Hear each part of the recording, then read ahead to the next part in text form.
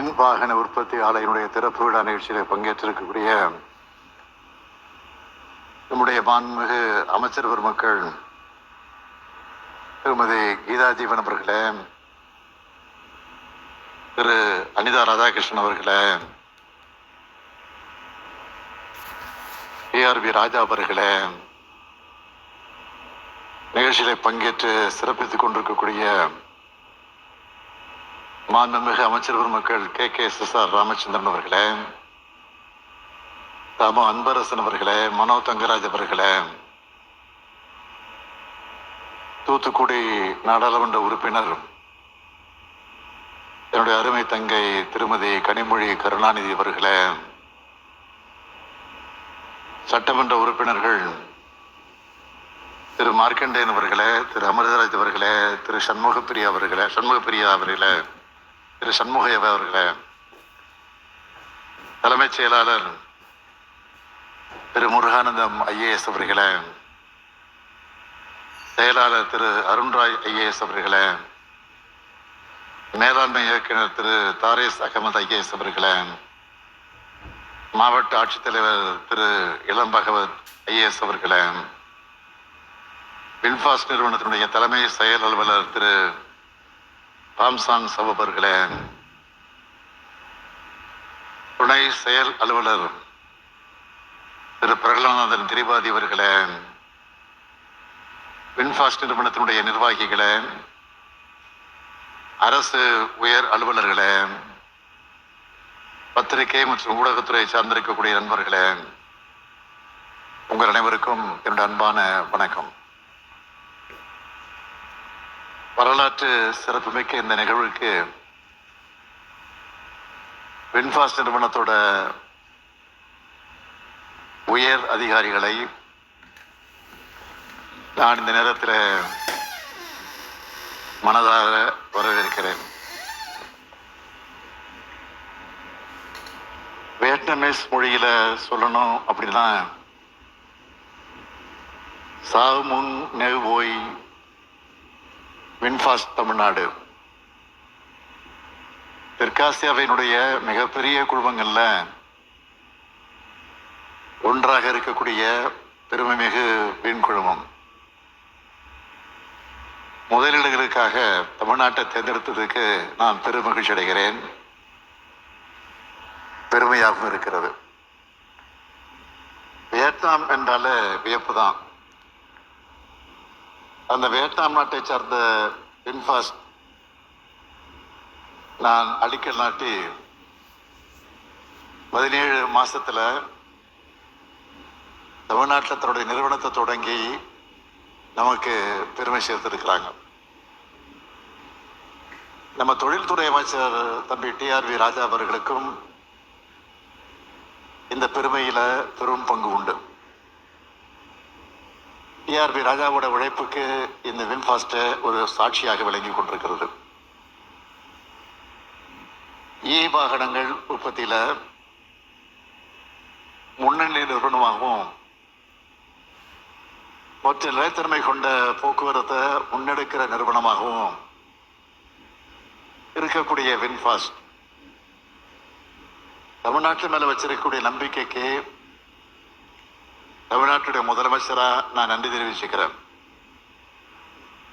இந்தியாவோட மொத்த மின் வாகன உற்பத்தியில 40 விழுக்காடு தமிழ்நாட்டில் இருந்து தான் உற்பத்தி ஆகுது. தமிழ்நாடு தான் இந்தியாவோட வாகன உற்பத்தி மற்றும் மின் வாகன உற்பத்தியினுடைய கேபிட்டல்னு நெஞ்சு நிமிர்த்தி நான் சொல்வேன். சென்னை தான் இந்தியாவோட டெட்ராய்ட். திருப்பரம்பலூர்ல எப்படி முதல் கார் உற்பத்தி திட்டம் தொடங்கப்பட்டுச்சோ அதே மாதிரி இன்னைக்கு தூத்துக்குடியில முதல் மின் வாகன உற்பத்தி திட்டம் தொடங்கப்பட்டிருக்கு. இதன் மூலம் தமிழ்நாட்டுக்கும் வியட்நாமுக்கும் இடையேயான வர்த்தக மற்றும் பொருளாதார வளர்ச்சி மேம்படும். கடந்த 2024ஆம் ஆண்டு ஜனவரி மாதம் நடந்த உலக முதலீட்டாளர் மாநாட்டின் போது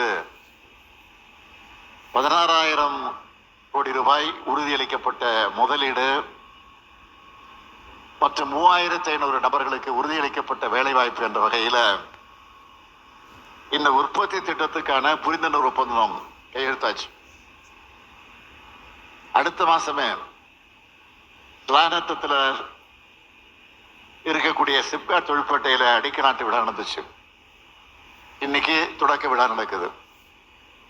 ஆக 17 மாசத்துல இந்த நிறுவனம் உற்பத்தியை தொடங்கியிருக்கு. இதனால தூத்துக்குடி மட்டுமல்ல, தமிழ்நாட்டுடைய தென் மாவட்டங்கள் மிகப்பெரிய தொழில் பகுதியா வளர்ச்சி அடையும். அதனால உறுதியோடு சொல்றேன், இந்நாள் தென் மாவட்டங்களுடைய ஒரு பொன்னாள். இதுதான் தமிழ்நாட்டுடைய ஈஸ் ஆஃப் டூயிங் பிசினஸ்க்கு அத்தாட்சி. முதற்கட்டமா இதுவரை 1300 கோடி ரூபாய் முதலீடு செய்யப்பட்டிருக்கு. ஆண்டுக்கு 50,000 மின்வாகன எஸ்யூவி உற்பத்தியாக இருக்கு. தெற்காசியாவிலே வியட்நாமுக்கு வெளியில இந்த நிறுவனம் தொடங்கி இருக்க முதல் மின்வாகன உற்பத்தி திட்டம் இதுதான். தமிழ்நாட்டில் அதுவும் நம்ம தூத்துக்குடியில் இருக்கக்கூடிய இந்த ஆலை தான் இந்தியாவிலேயே முழு மின்சார பயணிகள் வாகன உற்பத்தி திட்டம். இதனால இந்த வட்டாரத்தை சார்ந்த இளைஞர்கள் மற்றும் பெண்களுக்கு ஏராளமான வேலைவாய்ப்புகள் உருவாக்கப்பட்டிருக்கு. என்னுடைய கனவு திட்டமாக இருக்கக்கூடிய நான் முதல்வன் திறன் மேம்பாட்டு திட்டத்தின் கீழ் சிறப்பு பயிற்சி பெற்று இதே தூத்துக்குடி மாவட்டத்தை சார்ந்த 200க்கும் மேற்பட்ட டிப்ளமா மாணவர்கள் இந்த நிறுவனத்தில் வேலை வாய்ப்பு பெற்றிருக்கிறாங்க. அது மட்டுமல்ல, கிட்டத்தட்ட 80 முதல் 90 விழுக்காடு பணியாளர்களை தூத்துக்குடி மற்றும் பக்கத்து மாவட்டங்களில் இருந்து தான் இந்த நிறுவனம் பணியமர்த்த போறாங்க. உலகளாவிய முதலீட்டில் உள்ளூருக்கான முழுமையான வளர்ச்சி என்கிற திராவிட மாடல் அரசினுடைய நோக்கம் நிறைவேறி இருக்கு. இந்த திட்டத்தால தூத்துக்குடியை சுற்றி இருக்கக்கூடிய மாவட்டங்கள்லையும் உதிரி பாகங்கள் உற்பத்தி செய்யும் திட்டங்கள் உள்ளிட்ட பல்வேறு வளர்ச்சி வாய்ப்புகள் பெருகும். சென்னை, காஞ்சிபுரம், கோவை, ஓசூர் ஆகியவற்றை தொடர்ந்து வளர்ந்து வர மோட்டார் வாகன தொழிற்கூடமா தூத்துக்குடி உருவெடுத்து வருது. இப்படித்தான் ஒவ்வொரு மண்டலம் பார்த்து பார்த்து வளர்த்தெடுக்கிறோம். இந்தியாவுடைய 2வது